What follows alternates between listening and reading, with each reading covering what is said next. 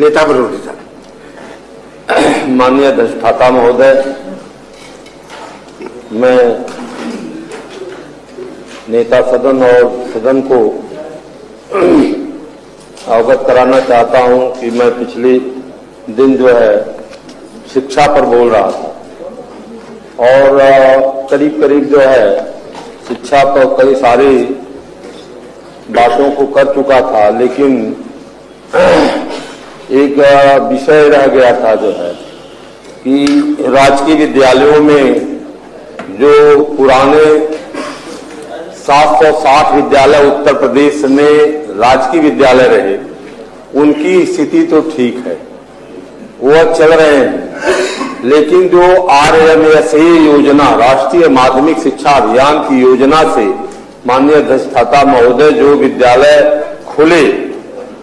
उनकी स्थिति इतना खराब है कि उसमें एक विद्यालय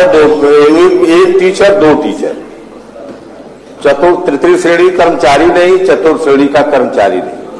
और इसकी कोई व्यवस्था इस बजट में नहीं की गई है। जो है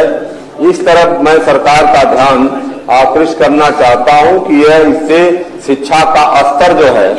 गिरता चला जा रहा है। एक टीचर 2 टीचर एक विद्यालय में, राजकीय विद्यालय में कौन कौन से सब्जेक्ट पढ़ाएंगे, फिर उसमें जो नाम लिखाएगा छात्र छात्रा जो है जो नाम लिखाएगा उसकी स्थिति क्या होगी, जो है इस पर जो है सरकार का ध्यान आकृष्ट कराना चाहता हूं। और दूसरी चीज जो है मान्यता की शर्तों को काफी बढ़ा करके जो है शिक्षा को सरकार ने पूंजीपतियों के हवाले कर दिया गया है। अब कोई मिडिल क्लास फैमिली का कोई भी व्यक्ति चाहे जिस जाति बिरादरी का हो, वह वित्तविहीन विद्यालय भी नहीं खोल सकता, क्योंकि 38,000 जो मान्यता शुल्क था पहले की शर्त में वो बढ़कर के 11 लाख हो गया। जो है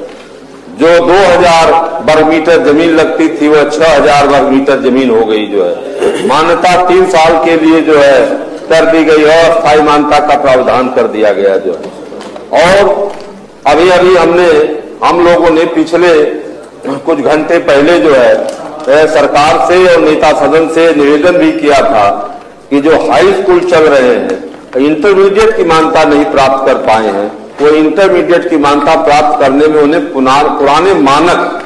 के अनुसार जो है उनसे इंटरमीडिएट की मान्यता कर दी जाए, जिस पर माननीय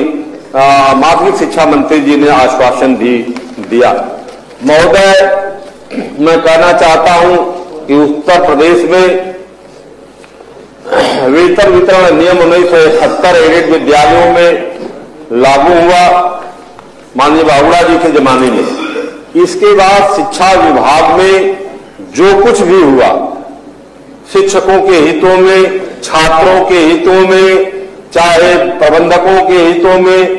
तो उसको माननीय नेता, श्रद्धेय नेता माननीय मुलायम सिंह यादव जी ने किया। उन्होंने एडेड विद्यालयों के और वित्तविहीन विद्यालयों में काम करने वाले शिक्षकों की उम्र 60 वर्ष जो रिटायरमेंट की थी उसको 62 वर्ष कर दिया। नेताजी ने पेंशन की जो समस्या शिक्षकों और कर्मचारियों की थी, जो रिटायर होता था टीचर और कर्मचारी, उसको गांधी साहब झोला खरीदना पड़ता था, 2 साल दौड़ता था DIS कार्यालय, JD कार्यालय, वित्त विभाग में जो है तो पेंशन पाता था। नेताजी ने एक कलम से सबको जो है तनख्वाह भले 3 तारीख को नहीं 5 तारीख को मिले, लेकिन पहली तारीख को पेंशन मिल जाएगी और ट्रेजरी से उसका भुगतान सुनिश्चित कर दिया। जो है जिससे शिक्षा विभाग में एक ऐतिहासिक काम उन्होंने किया था। और नेताजी ने जो अपने मुख्यमंत्रित्व काल में एक ऐतिहासिक काम किया जिसको कोई आज तक नहीं कर पाया। उन्होंने जूनियर हाई स्कूल जो थे उनको जो है 1400 जूनियर हाई स्कूलों को ग्रांट पर लिया, संस्कृत विद्यालयों को ग्रांट पर लिया, मदरसों को ग्रांट पर लिया। लेकिन आज वर्तमान में जो सरकार जो है चल रही है भारतीय जनता पार्टी की, संस्कृत का चाहे जितना गुण गावे, मदरसा का चाहे जितना विरोध करे, लेकिन न एक जूनियर, न एक संस्कृत, न एक मदरसा, किसी को ग्रांट पर लेने का काम नहीं किया।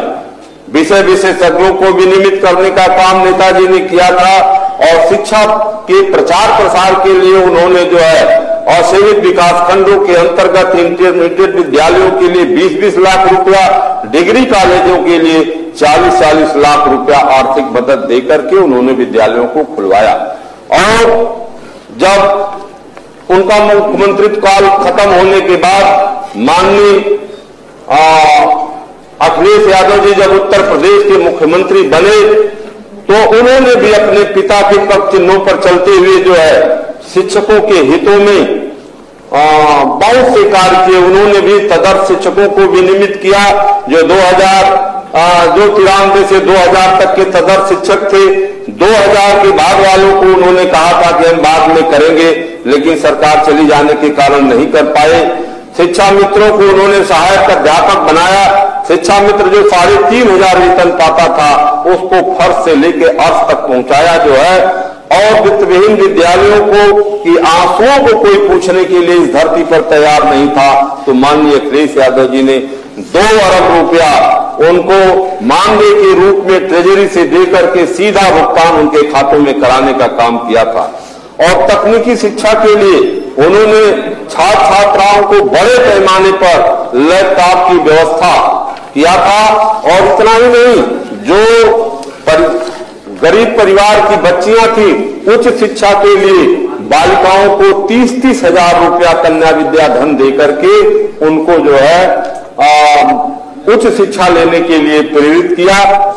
अनुदेशकों को भी मानदेय जो 9000 था उसको बढ़ा करके 17000 कर दिया। इससे साबित होता है कि शिक्षा में जो कुछ भी हेमवती नंदन बहुगुणा जी के बाद शिक्षा में जो कुछ भी हुआ आज तक उसको या तो नेताजी ने किया या तो उनके सुपुत्र माननीय अखिलेश यादव जी ने किया। अगर इस सरकार की बात मैं करूं कि सरकार की क्या उपलब्धियां हैं शिक्षा के क्षेत्र में, तो उसको भी बता देना चाहता हूं ताकि सरकार चलाने वाले भी जान जाएं कि हमारी उपलब्धियां क्या हैं, नहीं तो कहेंगे कि हमारे विषय में नहीं बताया गया। इस सरकार में शिक्षा के क्षेत्र में जो वित्तविहीन विद्यालयों की शर्तें सामान्य शर्तें थी उस शर्तों को इतना बढ़ा दिया कि उसको अब केवल पूंजीपति ही खोल सकते हैं, सामान्य व्यक्ति वित्तविहीन विद्यालय भी नहीं खोल सकता है। इतना जमीन और मान्यता का शुल्क बढ़ा दिया। इस सरकार ने बोर्ड फीस में बढ़ोतरी किया तथा परीक्षा के पेपर कम कर दिए जो है 22 पेपरों को प्रतियोगी परीक्षाओं का लीक कर दिया, जिससे नौकरी पर जो है डाका डाल दिया गया। नौकरी जो है पूरी तरह से प्रतिबंधित होने की स्थिति में हो गई। एक विद्यालयों की सेवा नियमावली जो धारा 21, 15 और 12 थी उसको इन्होंने बदल दिया और यह शासनादेश जारी कर दिया, इसको चेंज करके कि अब जो है शिक्षकों के टर्मिनेशन के लिए जो है चयन बोर्ड आयोग की कोई आवश्यकता नहीं होगी, सीधे सीधे प्रबंध तंत्र उनको जो है टर्मिनेट कर सकता है। जिससे इस समय इतना हमारा टीचर डरा हुआ सहमा हुआ है, उसकी सेवा की सुरक्षा जो कमजोर हो गई, जिससे अभी जो है मैंने बताया 2 दिन पहले जो है मानवर कि गोरखपुर में एक ही विद्यालय के 2 टीचरों को जो है प्रबंध तंत्र द्वारा टर्मिनेट कर दिया गया। और इस सरकार ने जो है मदरसों के आधुनिक शिक्षक जिनके विषय में हमारे देश के प्रधानमंत्री ने घोषणा किया था कि मदरसा के शिक्षकों को जो है मजारी शिक्षा के अलावा उनको आधुनिक शिक्षा दी जाएगी और आधुनिक शिक्षक के नाम पर मैथ पढ़ाने के लिए, विज्ञान पढ़ाने के लिए, इंग्लिश पढ़ाने के लिए, सारे विषयों को पढ़ाने के लिए जो शिक्षक रखे गए थे उनको केंद्र की सरकार द्वारा जो केंद्रांश मिलता था 60%, उसको भी बंद कर दिया। इसके बाद पिछली साल जो है उत्तर प्रदेश की सरकार जो राज्यांश से शिक्षक जिंदा रहता था उसको भी बदल दिया और बदल करके जो है पूरे विद्यालयों को, मदरसा के सारे विद्यालयों को बंद करने का काम कर दिया। वो तो सर्वोच्च न्यायालय के हम शुक्रगुजार हैं जो कि इन विद्यालयों को जो है अपने आदेश से, अपने कलम से बचाने का काम किया। इसलिए शिक्षा के क्षेत्र में जो इस सरकार का काम है उसको भी मैं आपके सामने रख दिया, जिससे साबित हो सके कि वास्तव में शिक्षा का हितैषी कौन है। और जब से उत्तर प्रदेश की सरकार इधर जो है 20-25 सालों से चल रही है, कौन से घटनाक्रम, कौन से कार्य किए गए। माननीय हमारे